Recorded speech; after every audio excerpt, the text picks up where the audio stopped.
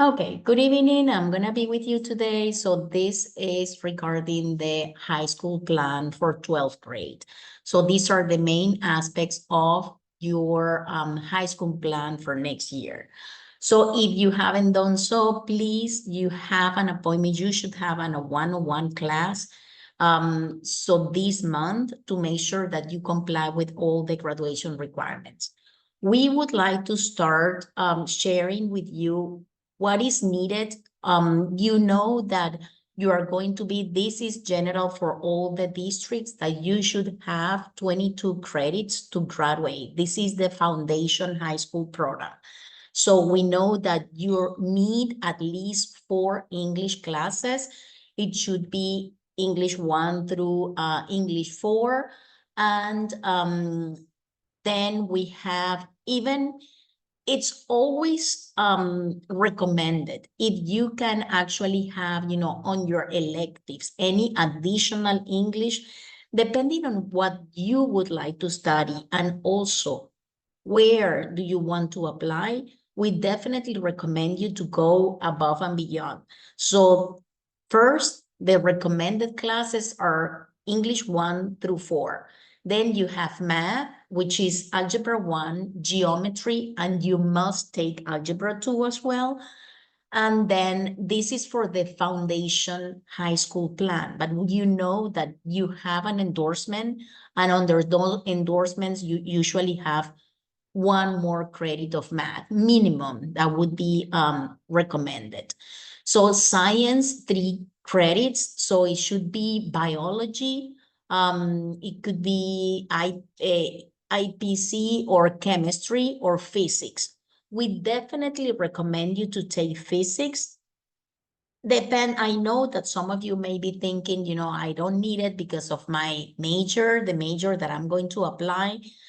There are a lot of reasons that the university usually like to see on your curriculum physics in there. So we recommend you to take, if you don't want to take it AP, that is fine because it's not recommended. It's not, you don't need it. That is fine. But we definitely recommend you to take the physics on 12th grade. If you haven't taken it, next year in 12th grade, if it's academic, that is okay. Remember that we don't have the pressure next year of having, like let's say the classes, you may relax a little bit and to take 1 or 2 classes academics. Um, that's why we have, like, it depends on each one of you.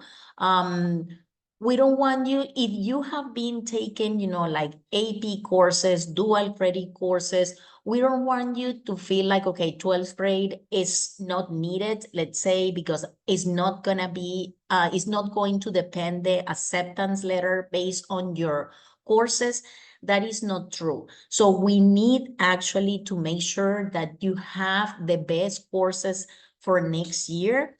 And yes, the idea, is like, we know that you are going to apply with the GPA you have at the end of 11th grade, but it still is very important. The universities, they don't only pay attention to the GPA, but they look at the rigor of your classes. So that's why it's so important, even in 12th grade, that what you are going to send is only the courses. The universities will ask you, send me your transcript. The transcript is going to show only until 11th grade. And of course, if you take summertime, it's gonna also show in there. So the GPA is gonna be including summertime, let's say this year. But for the applications, they will ask you which one are the courses you are taking in 12th grade. And they will see, the rigor of the how hard, if you are taking any dual credit or AP courses, that is also very important. And it depends on each one of you, because let's say if your dream university, if you think that you can get acceptance, let's say UT Austin, They are trying, you have to do your best next year to get, let's say the most advanced courses you can. They have, in order to be accepted, they love to see, that you don't take the minimum courses. The idea is that, of course, you need to stand out above, the crowd. So you have to take as many advanced courses as possible. It's like a formula. They look at how many AP courses you have. So they are trying to see, if you are one of those students. So in here we know social studies, it says only 3, but again, the universities look for what is called 4x4. That's why this is the basic foundation, but we know that each one of you will have the additional requirement for the endorsement. And the endorsement that you have, usually you have one extra math. So at least, you will have one more and one more science that makes 4 credits then, and 2 more electives. So depending on your endorsement, the endorsement that you are enrolled. So the minimum it's going to be with the endorsement is going to be 26 credits. This is general for all the districts. So we know that is what is, let's say, the basic, and this is called the distinguished level of achievement. The recognitions, as you can see, when you apply, they will ask you which one is the, let's say, what do you have additional from the 22 credits? So most of you will have distinguished level of achievement because you will have the 4 extra credits because of the endorsement.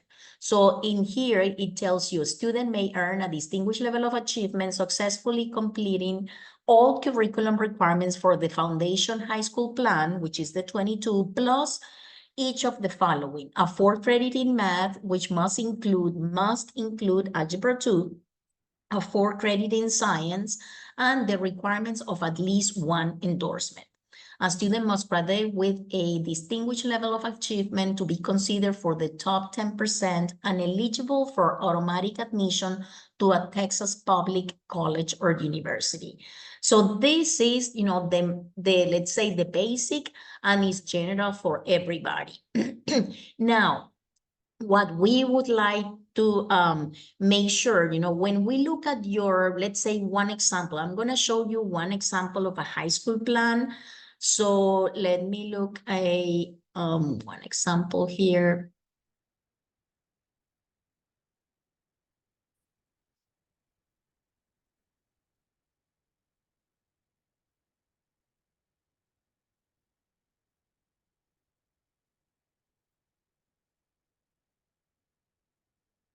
Here we have, so most of you, I know that there are several students who already, let's say in here, we have in 8th grade only algebra 1. And we know that is an academic class. It doesn't matter the year you take it. But then we know that what we can, let's say, be flexible, it's the rest that is not the 4x4. This 4x4 is the most important for the universities. They would like to see, when you look at the requirements for, let's say, the University of Houston, they will ask you to calculate the GPA only with the 4x4. So they don't look at let's say, the electives in order to look at the GPA. So the unweighted GPA is gonna be they look at your the transcripts, and it's gonna be only based on your 4x4 classes: English, math, science, and social studies. That's what is the most important in your transcript. Of course, if you are in an endorsement that you can have, the possibility of getting some advanced courses, it's going to help you a lot for your GPA weighted. And we understand that you are, like trying to get as high as possible in order to get, to be in the top 10 or 25% of your class. So in here, what we have to make sure, this is the regular, the high school plan. So we have the 4 English classes. Usually, so we have, let's say for English 3 and 4, it depends on the district. There are some districts that like Cipher, if you take dual credit, it's exactly the same um, as AP course, but it's not the same for all the districts. So that's why it's so important that we meet with you individually so that we can make sure that we maximize the GPA for each one of you. We are trying, like the idea of this year, you are trying to get as much as you can for your GPA, so the highest possible.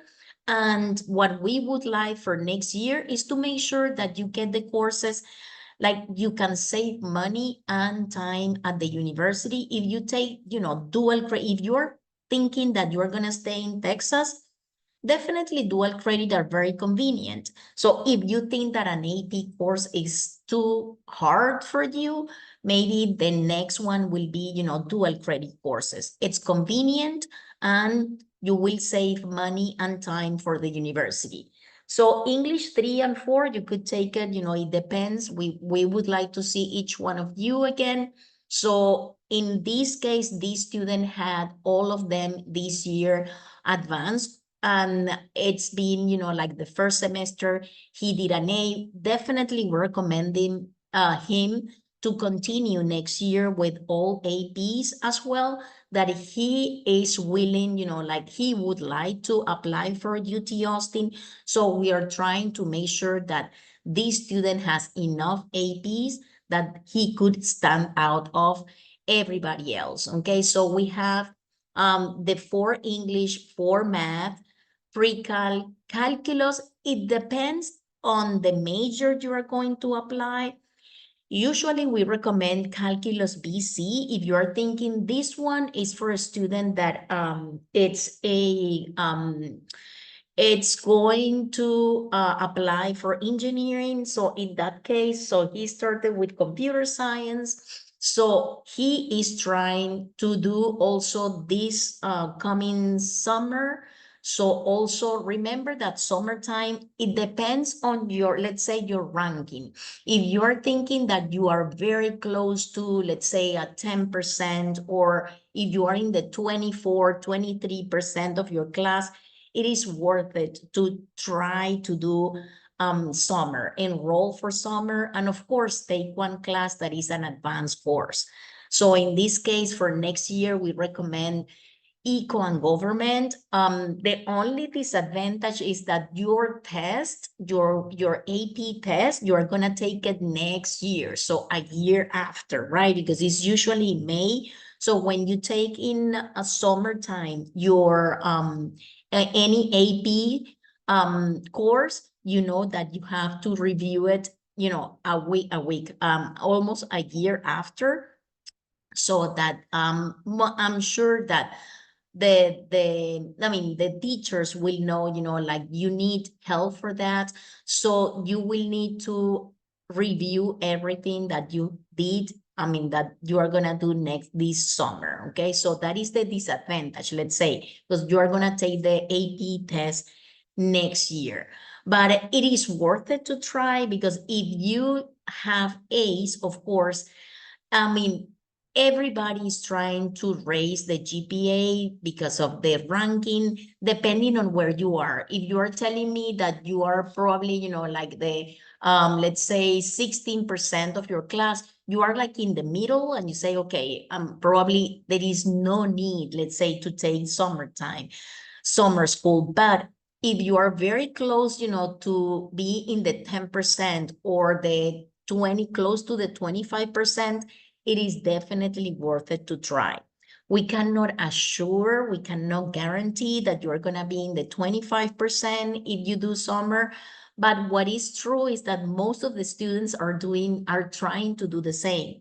So they are trying, like to get closer to the best ranking that they would like to be. So if you don't try, it's gonna be actually worse, like trying, because at least you will have one more credit with A's. So that is what we would like you to do, like for summer. Then what else do we have? As I said before, physics, it doesn't have to be, like an AP course. You can take it next year as an academic class, like if you are not gonna, depending on the major that you are going to study. When we look at, let's say, we know that we need at least two languages, 2 credits of foreign language. So I think that most of you already have all what you need. One thing that we recommend is, I know some of you are thinking of taking early dismissal or late arrival because you already have the credits. In this case, this student is going to graduate with 33, and you may be thinking, I only need 26. Yes, that is true, but it is also true that the universities will see that you are making an effort to have more classes to make, to actually save more time for college. They would love to see that, like you are doing something else, not as easy as early dismissal, late arrival. So it is fine when you do it, but at the end, the transcript is going to show that, okay, you are doing extra work. And of course, the universities will love that, okay? Depending on the universities that you are applying, okay, how competitive they are. If we look, let me see, if we look at some of the requirements, we always check, when we look at a University of Houston, let's say freshman requirements, you will see that some of the majors will tell you straightforward what you need, what are the requirements. And I can assure you that most of the universities are going to tell you that what you need is the 4x4. But there are some in here, for instance, major with additional requirements. As we know, let's say from the University of Houston, we have these additional requirements are like, for College of Architecture and Design are mainly the portfolio that you need to be doing, like either this year or the beginning of the next year. So these are extra requirements for these majors. So if it's the College of the Arts, you might be also, you might need like, let's say in here you have music, you need to do an audition. So these are majors, that's why they say with additional requirements. And when we look at business engineering, it's because let's say the GPA, the ranking, the SAT score, they ask for specific numbers. And that's what we need to check, like in here, when we have, let me make sure that I am sharing this page usually. Okay, in here, what we have, we know the requirements from the university, but in here you are going to see, okay, depending on the major, you have to comply with this. And let me tell you, this is the minimum score that they expect you to have. So if you're in the top 20%, the minimum SAT score will be 1270 on the SAT or 27 on your ACT. And remember, if let's say you're in the top 20% and your SAT does not actually show, like how good you are, you try several times, let's say, and you don't get up to 1270, you can apply without a test score, but they ask you to have the minimum unweighted GPA. It's going to be 3.8, right? Remember, this calculated unweighted GPA is not the one that you see on your transcripts. We need to calculate that because it's only counting the 4x4. It's only counting your core classes. So English, math, social studies, and science. So before you decide to apply without an SAT, that's definitely, we need to check that you comply with this requirement, okay? They definitely want you to try hard with the SAT. So that is one big part. It's a key to have a good score on your SAT. So when your let's say your ranking is not as good as you would like to, maybe, it could be that your first year in high school, well, you were, like in the transition, you didn't actually have good grades, but now you know that in order to make sure, like you get into college, if you have a good SAT, if you can demonstrate, that your SAT is above 1350, 1400. So those are actually, it tells a lot about yourself. So we encourage you to study for that test, even though you have the possibility to apply, without a test score. It also helps you for, let's say, for scholarships. So it's a good idea, to keep trying. You have this semester. So definitely, we encourage you to try hard. And in here, let's say some of the majors will tell you the courses that they would like you to have. So for engineering technology majors, they ask you in addition, applicants must complete the following high school courses, above, and besides having these requirements, biology, chemistry, or physics, we will say biology, chemistry, and physics. There are a lot of reasons why the university would like you to actually have physics as well. Algebra, of course, 1 and 2, you must have both. So geometry, 1 unit, pre-cal, and the 4 units of English. As you can see, I would say all of you will comply with this. Same for the College of Natural Science and Mathematics. So as you can see, this is the minimum requirement to graduate. So don't worry, like most of you will have all these requirements. And I know that you might be thinking, like, okay, I already comply, with the basic requirements. Try to take as many courses next year, even though you have the requirements. So if you can get some of your electives and show your passion, remember, if you can have some of the electives that are part of your, let's say, the path that you would like to continue for your career, that will show a big part that you are trying already.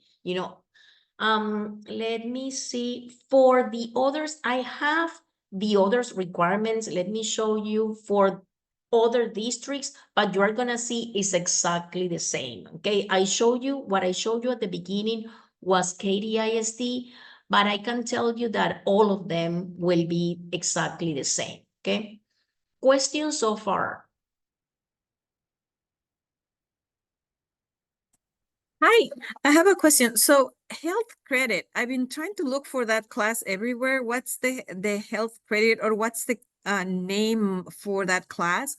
I know it's only half 0.5 credit, but I can't find it to kind of see if there can be a summer class or something of that sort. I'm not sure if Camila, I'm not sure if health is gonna be in summer. We could check. Which district are you? I'm over here in Seven Lakes, so Mhm. KDISD. Okay, yeah, usually you will have, right now it's not open, but usually we have like, when we could look at Katy ISD catalog, like Katy ISD catalog, we could see, let me show you in here. So, okay. Yeah, when we look at the catalog, we have all the, let's say here. So you have the catalog, Katy ISD catalog. This is, if I try program of study, let me look for the, 1 second. Courses offering, okay. Next, well, it's not your case, but from 2029, health is not gonna be needed for the new ones. So let me see, health education. Is that the one you're looking for? We could have, you see, you can actually take it also virtual as well. So if you have, like in that case, so here I wanted to see if you can see it also summer. Yes, it says summer as well. So you could have either, the first semester in summer, usually summer, it's going to be 6 weeks. So it's usually 3 weeks, one semester, and the other 3 weeks, another semester. So you can take it either at the beginning, usually it starts in June, the first 3 weeks, and then July, it's gonna be the other half, the other semester, let's say, which is gonna be only 3 more weeks. So, but yes, you can take it, health education, you can take it you can take it in fall or spring, and you can even take it virtual. So you can it doesn't have to be, sometimes it depends on your let's say your transcript, your high school plan. There are some students that they do not have more space and they would like to see, another class, and they don't want to have, like, instead of having health in let's say in person, so they could do it, you can do it virtual as well. And in here, well, summer, it will be very convenient as well. But I would say, we will have to see your transcript. If you are taking health, health is only 4 credit. It's only, a class that is an academic class. So it doesn't help me depending on my GPA. So if I'm trying to raise my GPA, I would like to take a class that is actually out of 5. So that is, like either dual credit but it's not going to help me for summer because I want something, that in my formula is going to be above, so that I'm trying to raise as much as I can. And we would not recommend to have an academic class for summer. If I am making the effort to study summer, so I would try with, let's say, probably, I don't know if you would like research or the psychology class or eco and government. Those are, mandatory. So if you want to raise a little bit more your GPA, so those might be convenient to take it. And eco and government, you don't have to take both in summer. So it's going to be only one semester economics or one semester. So government, we have to see the GPA and you will see, okay, is it worth it, to try, if I have one semester, how much is going to raise my GPA, okay? So, but definitely, so if I'm making the effort, I would recommend to take one advanced course instead of, let's say, health, okay?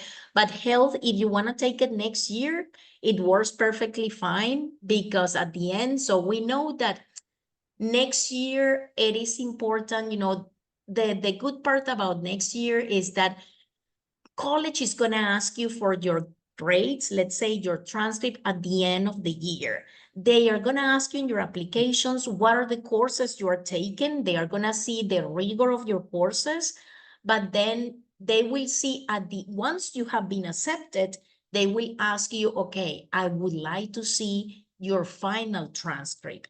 And I would say it's very rarely that the university will tell you, you know what, if you didn't do a good job, they might say, okay, what happened? You were doing great, and the idea, of course, is that you show that you continue trying hard in 12th grade. But definitely, what I like about, when you look at any catalog from your districts, so you will see in this one is, to me, is very convenient. It shows, the requirements, the program of a study, if you want to see, like for each one of these. So it's nice when you have it from 9th grade that you follow the path depending.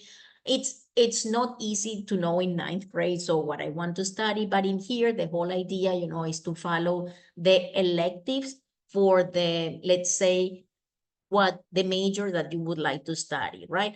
But in here, so you can also see, okay, what are the courses offering? And what I like, let's say, if we look at dual courses, okay, what are all, we didn't have so many dual credit courses before. Now, like for instance, I know KDIST, we have a lot more. So we can have, okay, So English 4, we could have, you see, trigonometry, US history, US government, economics, psychology, dual credit, chemistry, dual credit. These are courses that you can take in 12th grade. So, okay, Spanish 4, so film also, and it's very convenient because instead of, in this case, dual credit, we know that is instead of a 4, it's a 4.5. So it raises a little bit, you know, my GPA. Besides, it gives me the credit for college as well, right? So it's a win-win. It doesn't matter where you look at it. So definitely dual credit is very convenient. But now, if I'm thinking about, you know, I'm a student that I have been working very hard and I have a lot of AP courses, definitely I will go for APs, even though I'm thinking I'm going to stay in Texas, because if I'm looking at universities like UT, they will look at AP courses. You know what I mean? It's like the best, the more classes you can have, the more APs, so you have more chances of getting into those type of colleges, okay?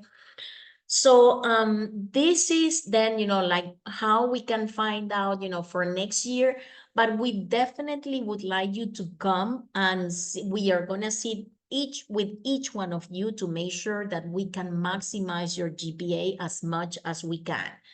Let me look at any other question.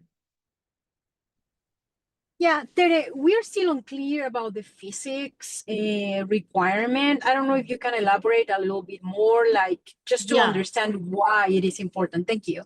Yeah, you know, actually we have one file that is, I'm going to send it to you. I don't have it right now, but Isabel was telling me all the 7, it was actually 7 reasons why we should take physics. Unfortunately, I don't have it with me right now, but I promise we are going to send it to you because that was one of the main concerns that Isabel was telling me. I understand that physics is not for everybody, but she was telling me at least we need to encourage you to take it academic. So I don't have the file, unfortunately, and but Isa is going to send it to you. I mean, I guess that we will put it in WhatsApp for everybody to read it and to see if at the end, you know, if I'm planning probably to study, you know, film, so that you feel, okay, I'm going into the College of Arts, why I'm going to take physics? You know, you might be thinking, okay, so I do not need it.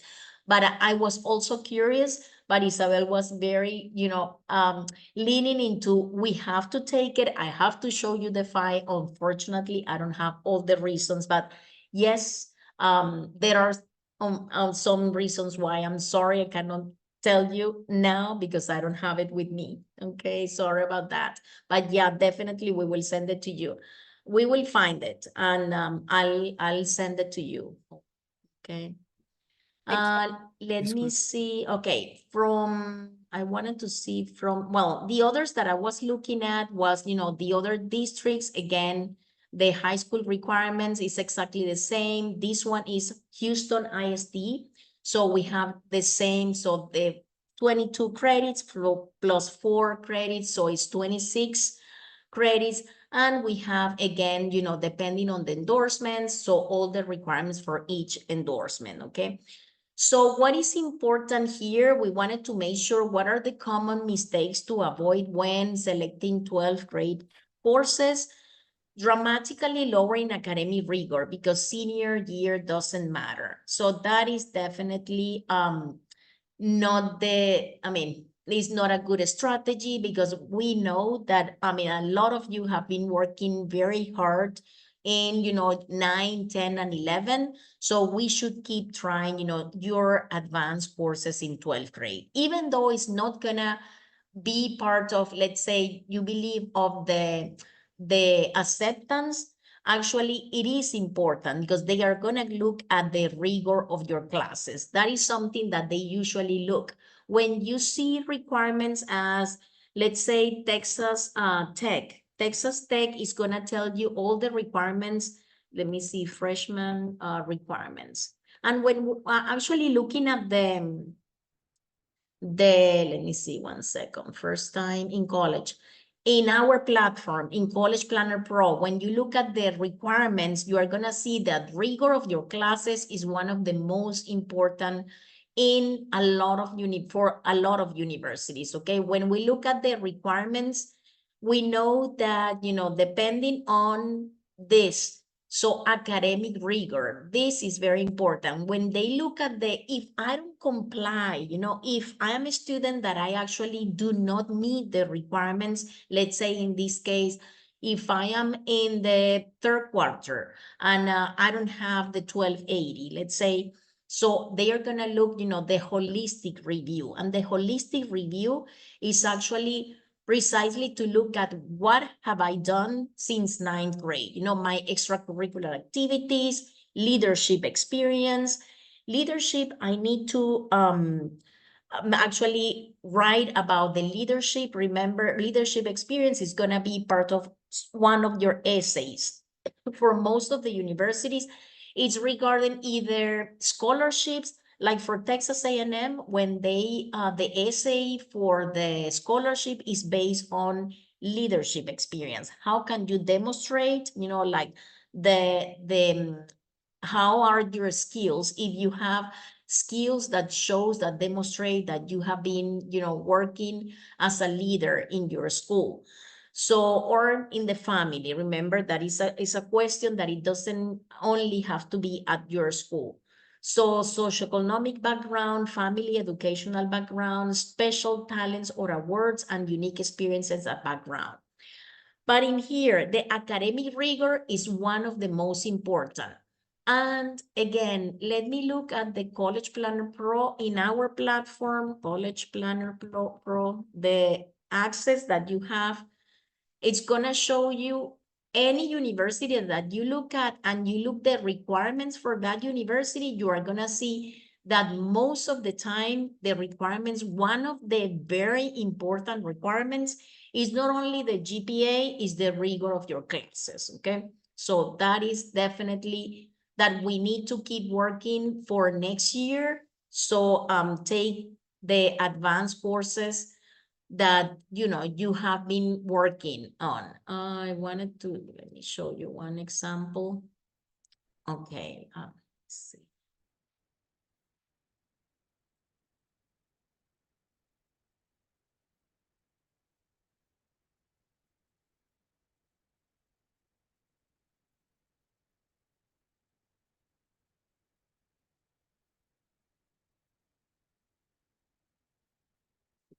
Sorry.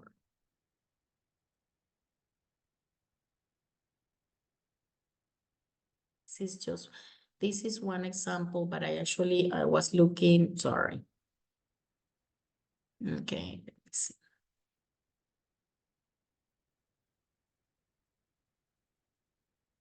Okay, for any university that if I look at in here for, let's say, any university that you can think of, you are gonna see what are the requirements for that university, what is the most important about the university, and you will see that one of the requirements that we can see, let me look at as a student, sorry, is the rigor of the classes.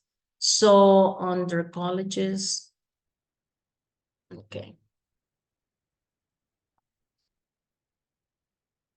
Okay, if we look always under admissions, what is important for this university? This one is NYU. I mean, any university, you have the GPA, you have the rigor of a school record. That is something that is gonna show you need to send the transcript to the university and they are gonna see, what is, they know how competitive your school is. So they know that maybe if you are in the second quartile, okay, you are working hard, but they know how competitive each school is. And they will see this is what is very important. Application essays, definitely important.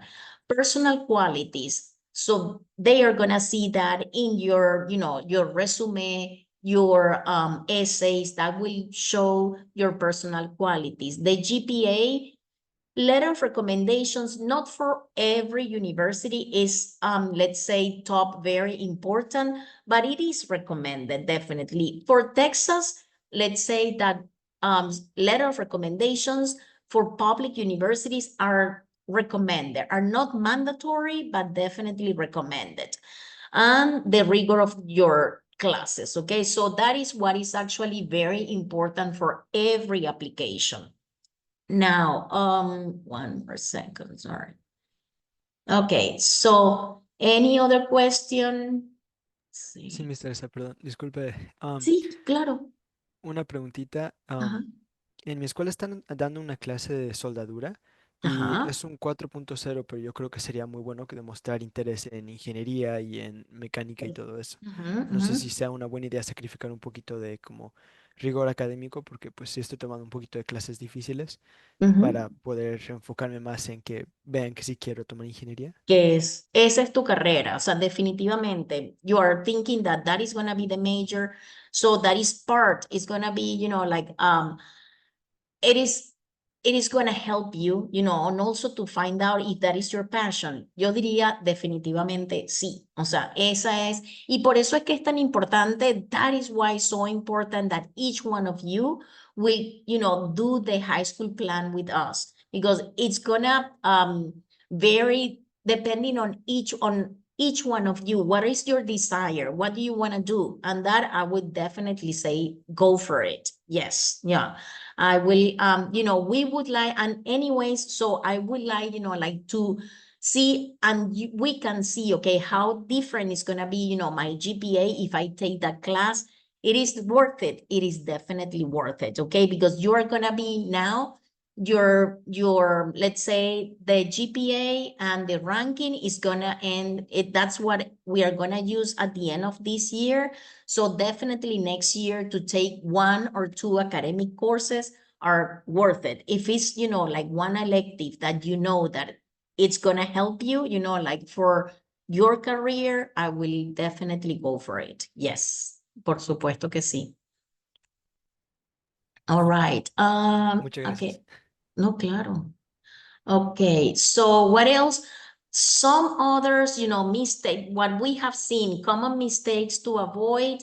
So avoiding advanced courses because, well, yeah, we don't, let's say if I get into a point that I say, I am actually in the, let's say 25%. So we need to continue taking some advanced courses, definitely. I mean, we understand, that if you feel like, okay, 12th grade, I need to relax a little bit. Yes, but on the same time, I need to continue, showing that, yes, I mean, I am a student that is working hard, okay? And courses like, that, like, let's say your core classes are definitely worth it to take dual or, AP courses if you're thinking of, UT Austin. So it depending on the universities you would like to apply.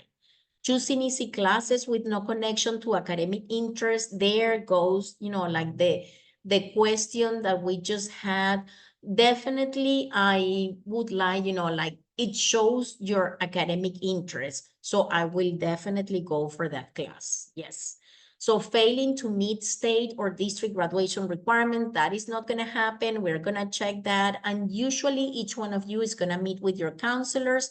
That is something that each school check, that you have all the requirements also to graduate, okay? Not meeting university admission requirements, okay? That we know that is 4x4. That is the minimum, okay? That is easy to remember because it's for English, for math, for social studies, for science. That is the minimum requirements for the universities. Selecting courses that are not aligned with the students intended, that is, like we understand that 9th and 10th grade, you were not sure, like what, still deciding which endorsement and which path you should take. So for that one, we understand. But right now, we should know, like at least which one are some elective that you may take. If it's possible next year, that is fine. I do remember some students at, the last year thinking that, okay, I'm going to apply for, I want to be event. I remember student she was very focused on that. And then in 12th grade, at the end, she did some, like a volunteer. And at the end, she was not actually very sure about it. And she changed her mind. I mean, it happens, yes. But I mean, if we can show that we have been, volunteering or trying to do any activity related to the major, that would be fantastic. Assuming universities look only at GPA and not course rigor, that is definitely not true. Failing to coordinate academic load with major extracurricular commitments.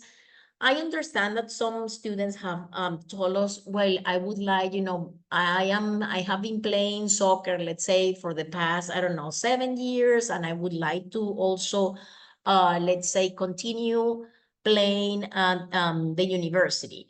That is going, if it's important for you, well, why not? We could try, like it's an extracurricular activity that you would like to continue. So we can, I mean, it might not be, the major is at the end important, but we understand it's part of your life. And what we always recommend in those cases for sports is to talk to your coach.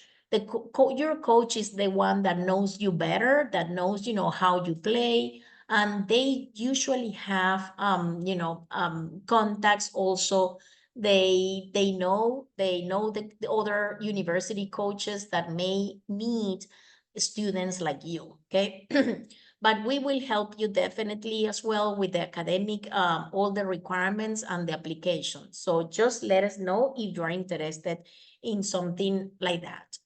Making schedules changes mid-year without evaluating admission consequences. Sometimes, when let's say that next year you take some AP courses or advanced courses, and then you change it in the middle of the year. So definitely that doesn't look good, let's say, if unless, like there was a reason behind that you thought, well, I'm not doing well, so it's probably better to have it academic. But the intention has to be, like, okay, I have to try to finish, like the best I can with the best grades. We don't want you to, like 12th grade, the idea is you try hard, but definitely we don't want you to actually damage what you have done, from 9th to 11th grade for your GPA and your ranking. So choosing courses based on peers rather than individual goals, we usually see that, like because of your friends. Definitely we understand, like it's fun, but this is the last chance that you have, next year to get some of the electives that you may think that might help you for your career.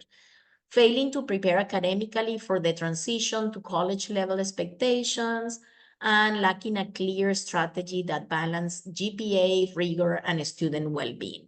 Definitely, we would like you to have a balance, and that is important. I mean, for everybody, that is something that we all need. So I think, let me see, that is also okay for, key messages to reinforce 12th grade. Senior year is not a time to disengage, it's a time to demonstrate consistency and academic maturity. The final year of high school is not for random experimentation, it's for consolidating academic decisions. Colleges do not expect perfection, but they do expect coherence between courses, interests, and goals. A well-being senior year schedule can speak louder than an average recommendation letter. And academic rigor is measured not only by difficulty, but by intentional courses selection. So this is like generally what we wanted to show you. We know that, each one of you has its own, interest, and definitely we need to sit with you to make sure, that we are guiding you to your best for next year. I don't know if there is another specific question. I have in mind the one, the reasons for physics. I won't forget that, I promise. So I will send it to you, okay? Any other question that we can help? Pero So, yo oh, yeah, go ahead, go ahead. Sí, claro. okay, early decisions. So Mhm. I've heard a Oh. lot about start early decisions. Sometimes it's better than applying later on. What Okay. is your Yeah. recommendation? Okay, no, definitely. Early decision, that's always in my mind, early decision. And it's not, I mean, early decision, it's only for private universities. Let's say, let's look for some. One thing is early decision, and another one is early applying, like priority early. So early decision means that you are making a commitment with the university that you are applying. You can only apply early decision. It's two different terms. Let me show you. Early decision versus applying early. Okay, so I want to make sure that everybody understands this, because that is actually a very, I mean, it had happened before that some students did not know what early decision means.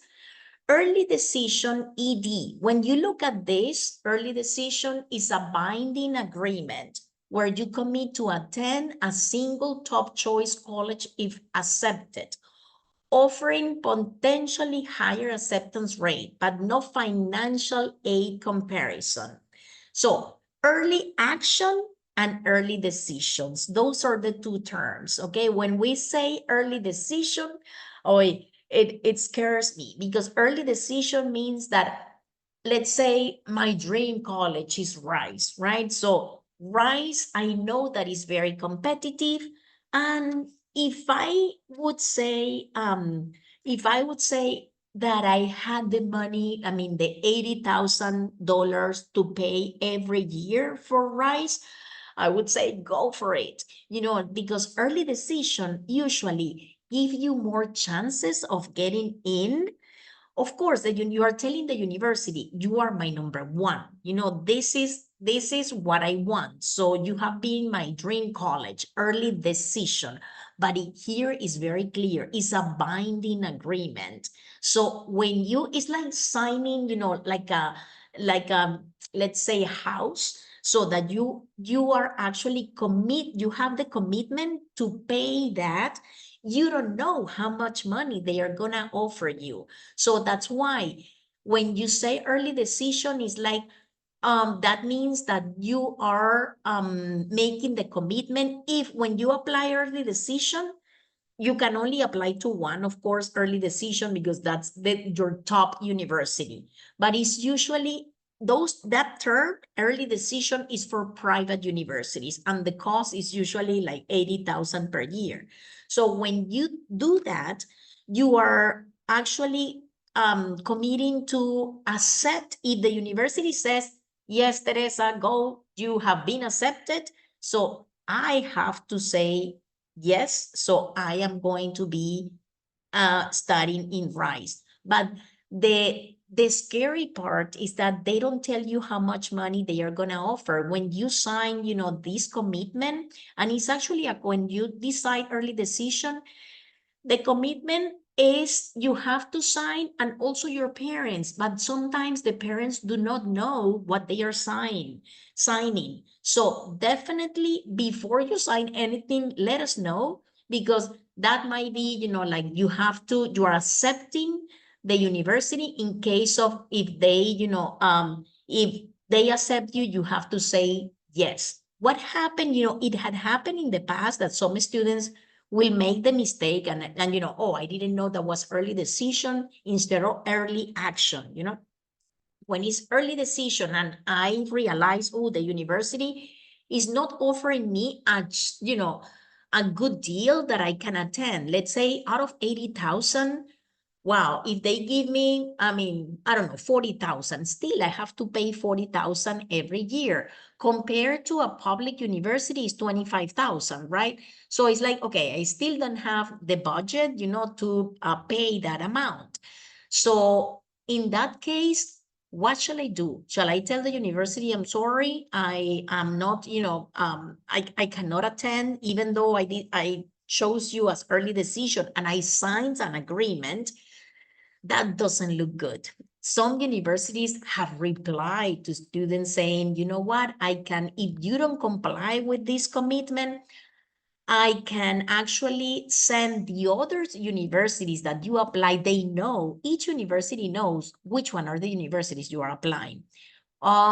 They can find out, which one were the others. And I mean, there was a response once that they said, okay, if you don't comply with this, so we are going to tell the others university that you are not actually complying with the requirement. So it doesn't look good. Once you have been accepted as early decision, you have to drop all the others application without knowing how much money they were going to offer if you were accepted or not.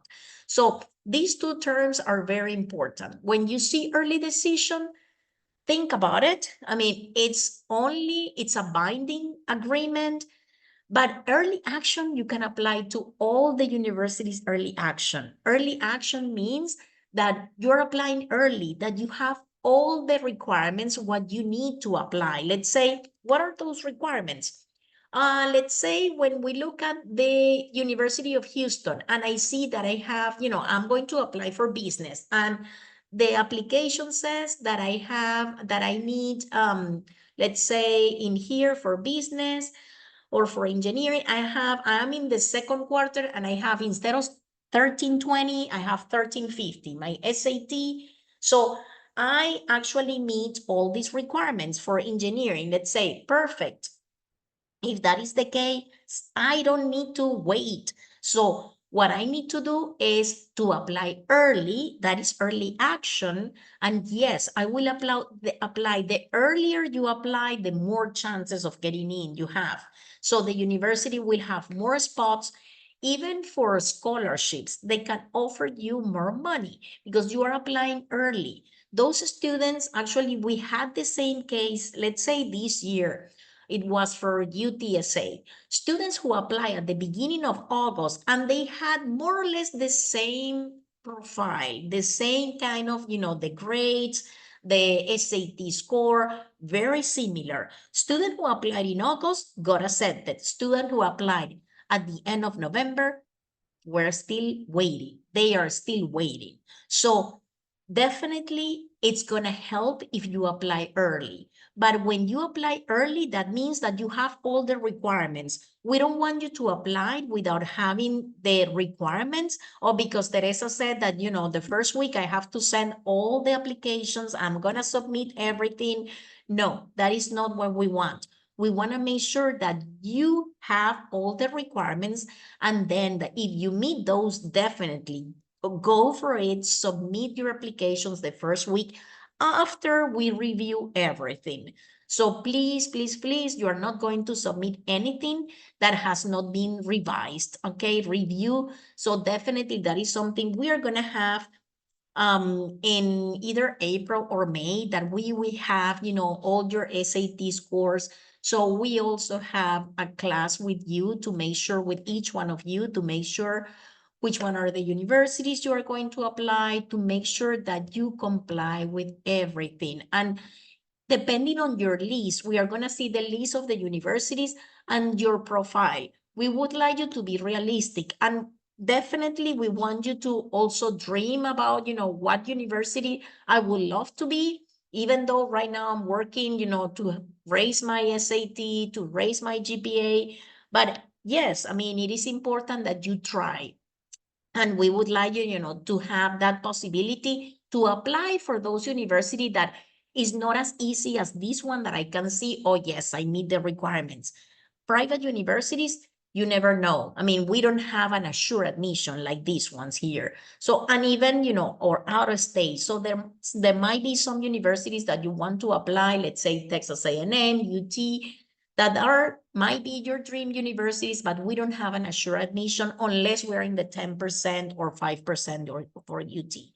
So, but in that case, early action, yes, it helps when you apply early. So definitely we encourage you to work hard, for your essays, let's say May, June, and then if you send your essays to us, you're going to be ready to apply at the beginning of August. Your essay work hard, with your essays, your SAT score. If you manage to have the SAT score that you need in order, depending on the major that you would like to apply, if you have, assured admissions, I will not wait more than, the first week of August.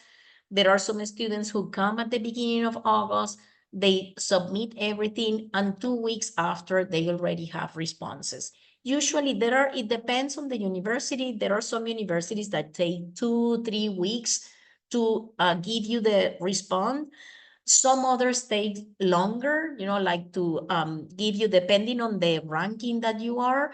But definitely early action helps a lot. When you apply early, you have a lot of more chances of getting in. Yes. Any other question? Yeah, I have two questions. The first one would be, so for early action, Mhm. this year we noticed that the counselors were releasing the transcripts like in October or September, something like that. So Oh, no. what is the situation? Like if a student applies early August and then Yes. the student has to wait until the school releases No. all of the documentation, or how does it work? Okay. That's the one. Camila is here, and she is aware of all the applications. When they submit their applications coming early in August, how about the transcript? How early can they say that? If they say, I'm ready, I'm gonna do early action, I'm gonna send this. So how early can the transcript be ready as well? The transcript that you will be applying with is usually updated around end of August, beginning of September. You can submit your applications and then later on submit your transcripts. They don't have to be submitted at the same time. Oftentimes what happens is that you submit your applications and then you have to wait until your high school updates your transcript, and then your counselor sends the transcript, because you're not able to send the official one, which is what the universities are asking for. That's the counselor's job. So what you have to do is be on top of it and tell them, like, I applied to X, Y, and Z, early action, whatever. I need you to submit my application on my transcript as soon as possible. You have to remind your counselors, because there's like maybe 800 to 900 of you in each class, and they are working on updating your transcripts and then having to keep track of the universities you applied to and where they have to send it to. So it can be sometimes slow, but worst case scenario, it's gonna be submitted maybe usually by October, and that is still considered early because many of them close their applications December 1st. Okay, so if the student applies, let's say August 1st, and the transcript, the official one, is not out yet, then the application gets stuck until the counselor Yes. applies? Yes, the application is basically in a limbo until all of the documents the university is asking for have been submitted and reviewed by them. So it's not only sending your application, it's maybe doing a self-report academic record, sending your transcripts, maybe sending extra paperwork or essays. There's many things that we don't know until you have applied and until you have access to your student portal, which is where the university will let you know, I need 5 items from you, or maybe I don't need anything. But we are gonna work actively to have you guys complete everything that you can do as soon as possible. Now, when the counselor sends that transcript to the university, that is out of our hands. That is in the hands of the counselor, so you have to be on top of it, because it's happened that they forget to do some of the things they're supposed to do. Yeah. Okay, so those students that get a response within 2 or 3 weeks, how do they do it? I mean, do they go to those schools where the counselors are pretty fast, or how? Yes. Sometimes it's that the counselor did their job during the summer. Sometimes it's that maybe the system just automatically accepted them. It's not all the time, not all of the universities are going to have a physical human looking at the application.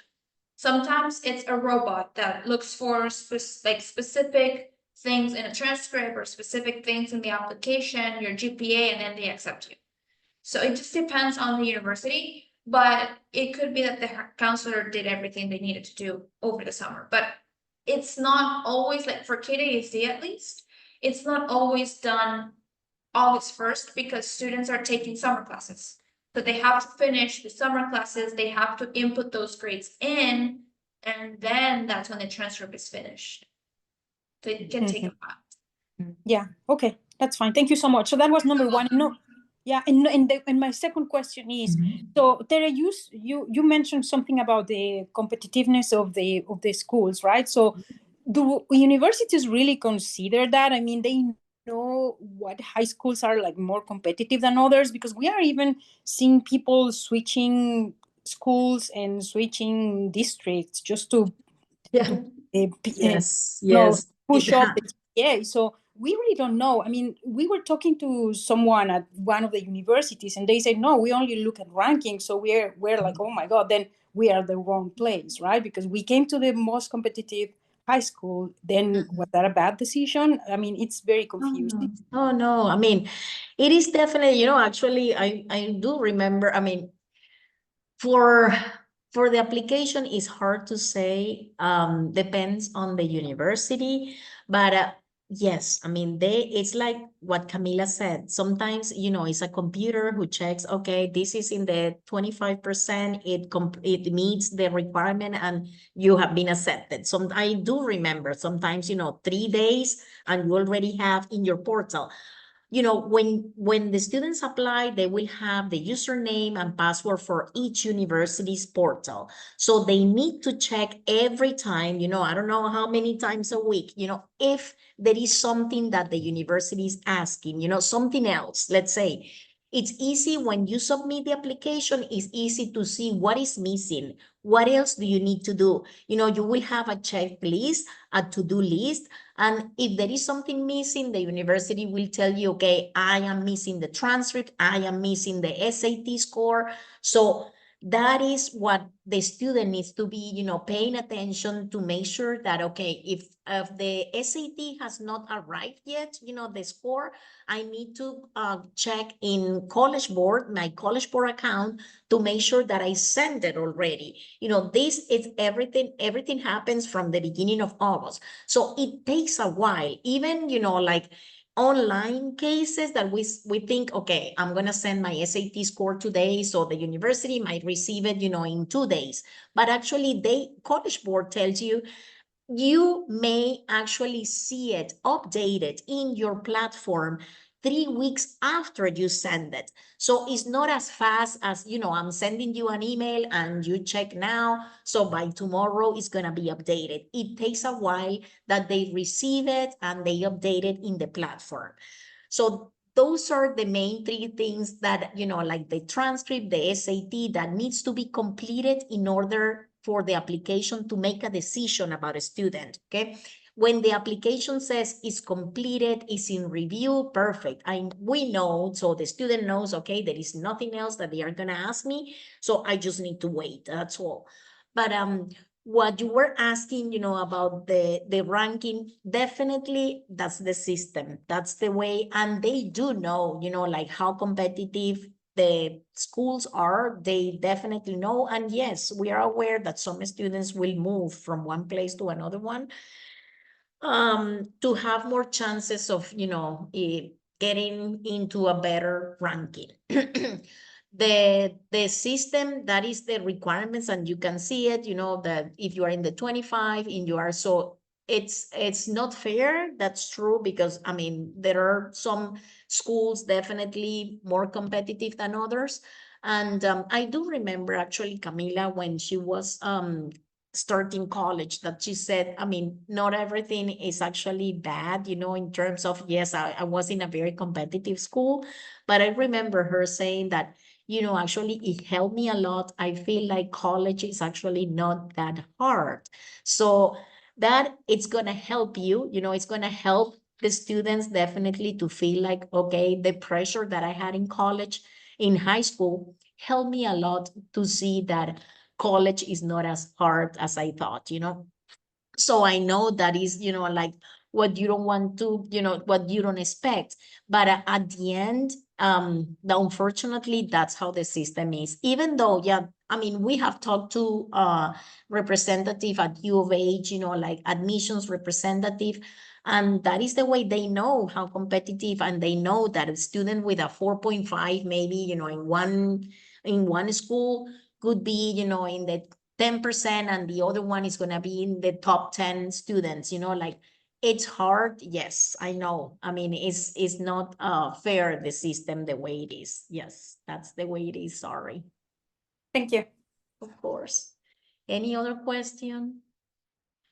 Did everybody wrote? I just want to make sure that everybody wrote the name. I'm sorry, I didn't see the questions. Okay, the physics, I have it in my mind. What course is the health? Okay. What is the benefit of having an endorsement? Yeah, about the endorsement, you all have an endorsement. You might not know which endorsement you have. If you don't know it, is, you know, the idea of the endorsement started, like, I would say my son graduated in 2018, and he was one of the first one, you know, like before there were no endorsement. The only requirements were to have like the 22 credits plus, you know, the sum of extras, you know, 4x4. That was the only thing. Right now, if you don't know your endorsement, is most probably that you are in the multidisciplinary, okay? Because everybody have attached an endorsement. Is somehow to guide you. If I am interested in STEM, okay, that will be, you know, the STEM. Or if I am interested in health, so I will do the public service. So somehow they try, you know, like to combine the electives, so to create a path for each career. And that's what, you know, what when we look at the requirements in the catalogs, we see, okay, the program of study that is going to help me, you know, like if I want to study architecture, art. So it's like somehow guiding you to study what are the best electives for each area. That is the whole idea of the endorsements. Any other question?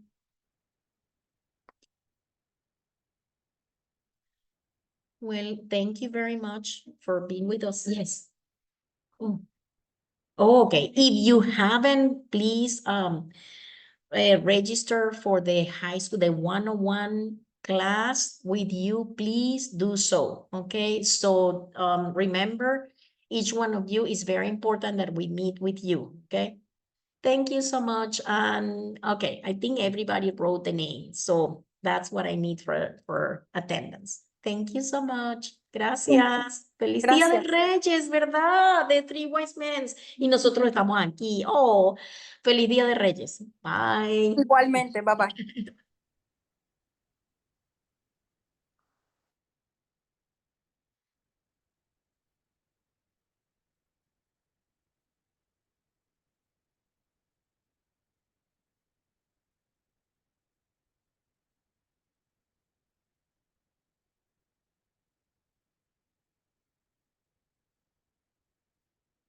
De verdad, es el Día de Reyes, no me acordaba de que era Reyes.